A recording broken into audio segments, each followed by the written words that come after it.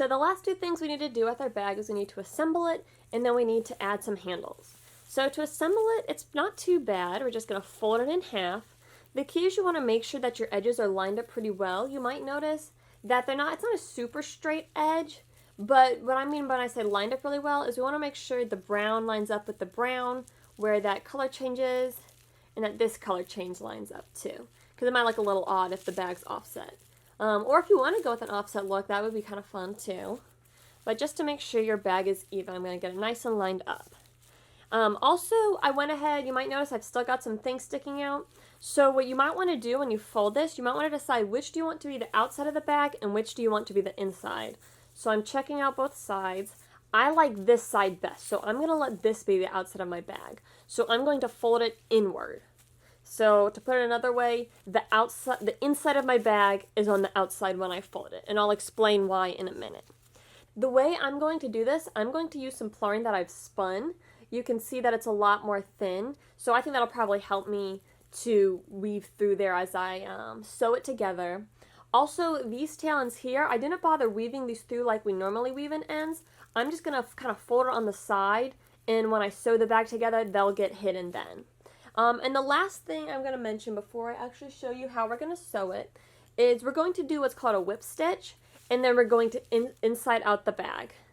So let me get my Plarn here. I'm just using a tapestry needle, and I'm going to go ahead and thread the spun Plarn onto my needle.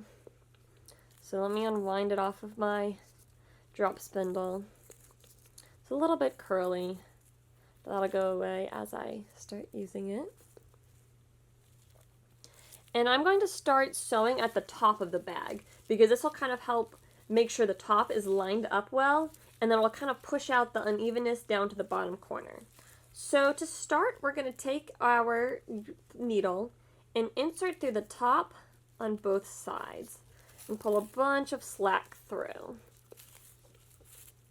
So you might notice how even the little bumps on this spun Plarn are kind of getting caught as I pull through. So that's why I'm using the spun Plarn, because if I'm having a hard time with this narrow tight Plarn, it's probably only going to be harder with some unspun Plarn. Which of course isn't to say that you can't do it if you don't have a drop spindle or don't feel like spinning your Plarn. I'm sure that you can find a way to do it with unspun Plarn, or maybe even use a different material to sew your bag together. So I'm just going to keep pulling a bunch of slack through.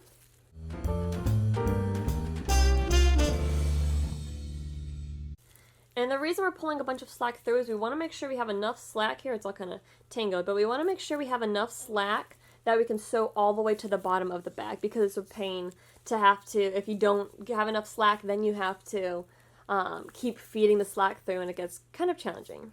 So as I said, I'm going to lay these down here, but I'm going to leave them standing up for just a moment so I can explain this part. The way you do a whip stitch is, since I'm coming from the back side, I always go through the material in that direction. So the first time I came through that way, so now I'm going to come back to this side and let the Plarn cross over the top, insert my hook in the next stitch down.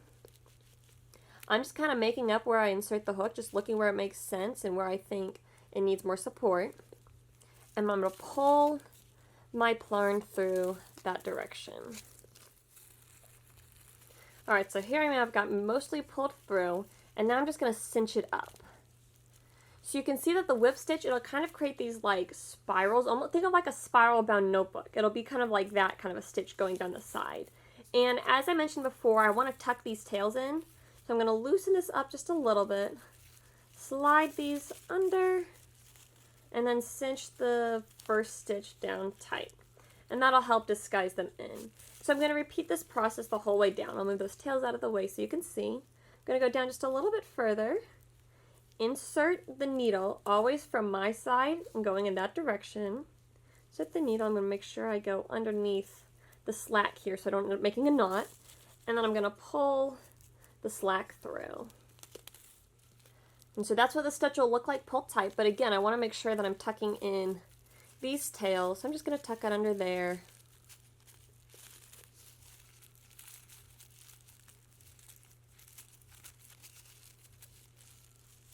And then cinch it tight.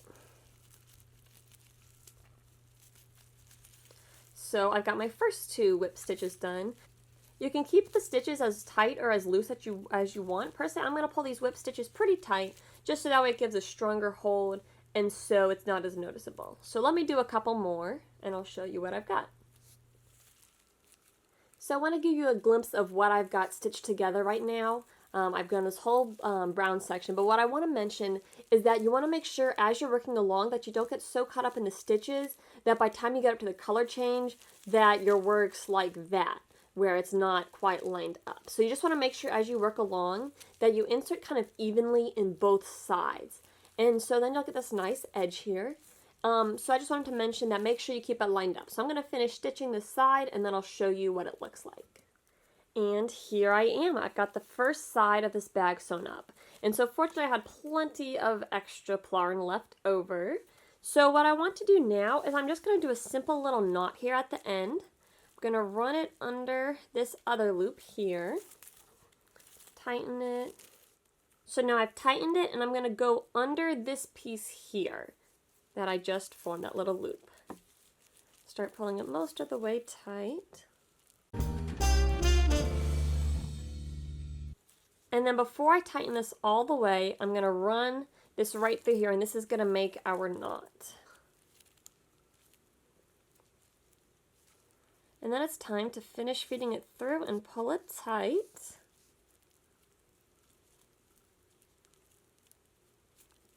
Just cinch it up. Don't pull too tight because you obviously don't want to tear the Plarn, but just cinch it up like that. You'll have a nice little knot. And then I'm going to run this just like we normally do when we hide things. I'm just going to kind of run this along the bottom here just to hide it, and then I'll trim the tail end. So I'm just running it a little bit through here. Going to pull this through. Also, if you don't want to use spun Plarn, another great thing you could use to sew it together, you could use like thread, but I thought of fishing line. Fishing line would work perfect for this if you don't want to use Plarn. So now that I've got that tail end hidden, I'm just going to trim right there. And I've got to do the same thing up here at the top because this end is still connected to my spindle. So I'm just going to cut this part right here. And so now I've got a tail end here. I want to make sure I pull this tight before I go ahead and tie it off, because if I forget to pull it tight, it might be loose when I tie it, and then the top of the bag won't be secure. So I'm going to cinch it tight, and then take my tapestry needle and thread it with the Plarn.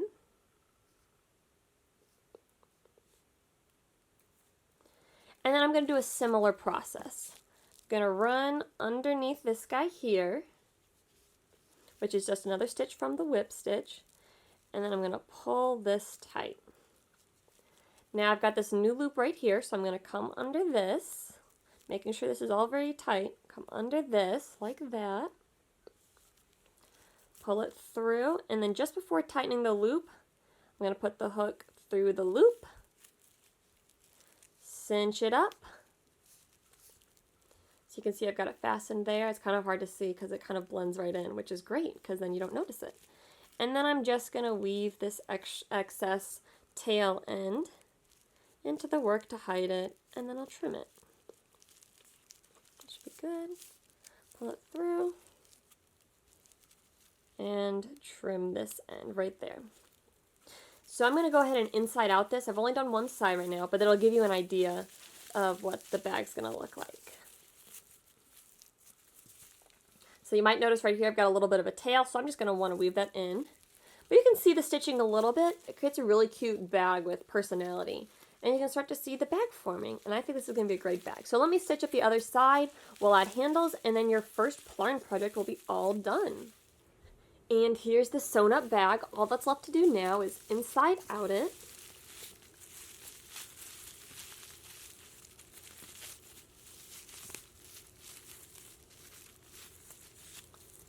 And there you go. Now you've got a nice bag. You can see on the inside of it. Here's the outside. We just have to add handles. So we're actually going to use the handles from the bags to make the handles.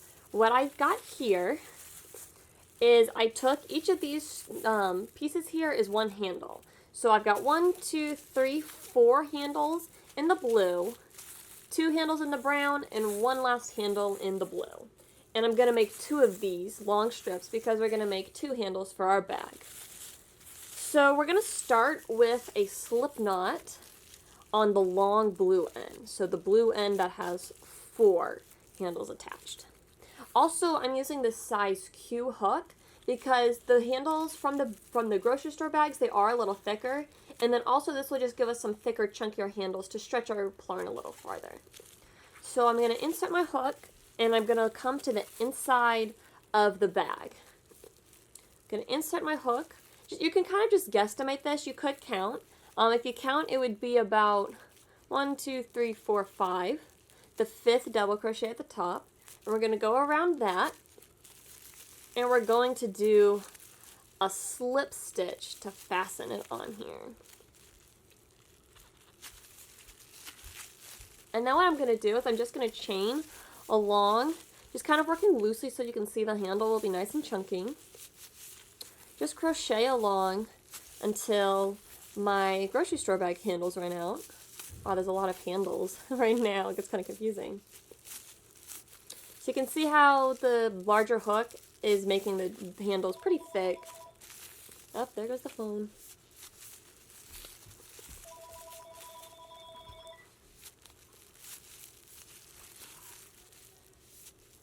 And I added the brown in there just to kind of give the bag handles a funky kind of mixed match feel, kind of like the bag does. And then I have blue at both ends, so that way the blue will contrast the brown that's at the top of the bag. So I finished crocheting along here. I'm going to stop and I've got a little bit left. Actually, we're going to undo this last one.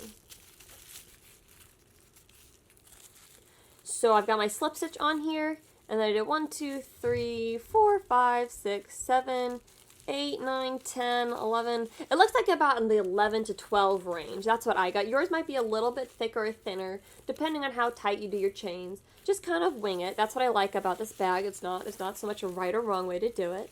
And then we're going to come to this side, and we're going to count 1, 2, 3, 4, 5. Whoop. And find the 5th double crochet post. We're going to go around it, just insert a hook like we did on the other side. Grab the yarn and do a slip stitch.